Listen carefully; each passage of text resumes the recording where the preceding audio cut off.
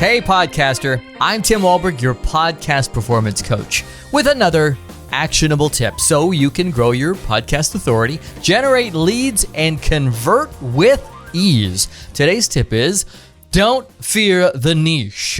Don't fear the niche, don't fear the... No more cowbell! All right, don't fear the niche, right? So the idea of niching down scares the pants off of you, right? Well, you're not alone. I'm never wearing pants, but also I can't tell you how many niche-resistant podcasters I talk to through my free podcast coaching call. They know they need help, but as soon as I say niche, I may as well have turned into Freddy Krueger. I get it. It's very scary. It's easy to think that narrowing your niche will shrink your audience, but what if I told you that going nice and nichey could actually make your podcast more powerful? Focusing it doesn't limit you. It sharpens your edge.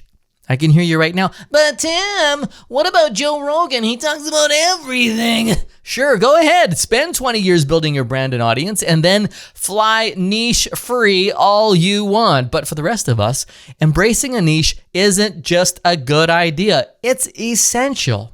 Let me prove it with a few examples. Take a look at one of my past clients, Tracy. Tracy started with a podcast aimed at all photographers. Sounds good, right? But she wasn't getting a lot of traction. We zeroed in on her true expertise, running a wildly successful boudoir photography business. Once we niched down, her listeners weren't just random photographers.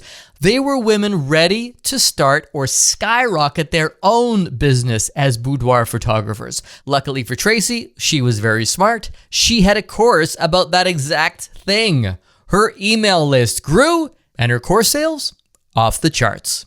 Another example, Andre. He had a fitness podcast where he talked to gym owners. And guess what? He was competing with 1 million other fitness shows. The thing is, fitness wasn't his expertise. Owning a gym wasn't even his expertise. His expertise was in how to be the top-rated gym in town. So we tightened his niche and changed the title of his show to focus on strengthening your reputation instead of your muscles. In his words, it blew up in a good way. Suddenly, his podcast was getting found by the right people and everything started to flow in the right direction. So, how do you embrace the niche and get over the fear of missing out on a broader audience? Number 1, 3 steps. Number 1, stop chasing everyone. If you're talking to everyone, you're really talking to no one. You've heard this before. I've said it before. Others have said this before. You become a generalist. Focus on your ideal listener, the one who needs your expertise the most.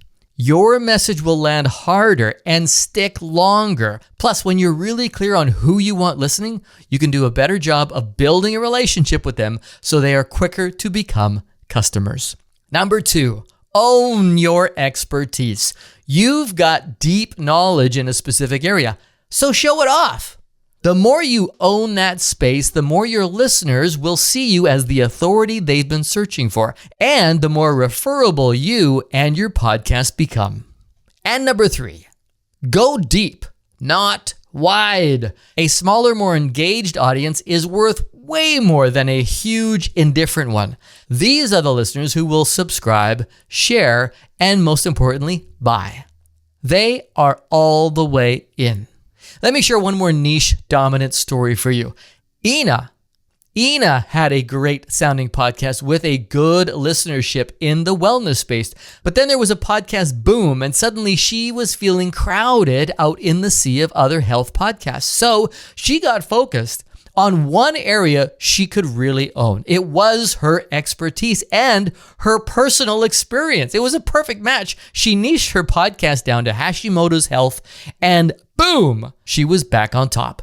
All because she faced the fear and niched her niche. Don't think that more downloads and listeners will translate to more sales. And stop celebrating an uptick in your numbers. It's the wrong metric to measure. Downloads are not the answer if they are the wrong people listening. Even niching down one level can make a huge impact. Then you can start counting dollar signs instead of downloads. And I hope that's just the tip you need. Still not convinced that niching is for you? Book a free podcast coaching call and let's go toe-to-toe on this one. I've never met a podcast I couldn't successfully niche. Head over to podcastperformancecoach.com and let's get your show working smarter for your business, not harder.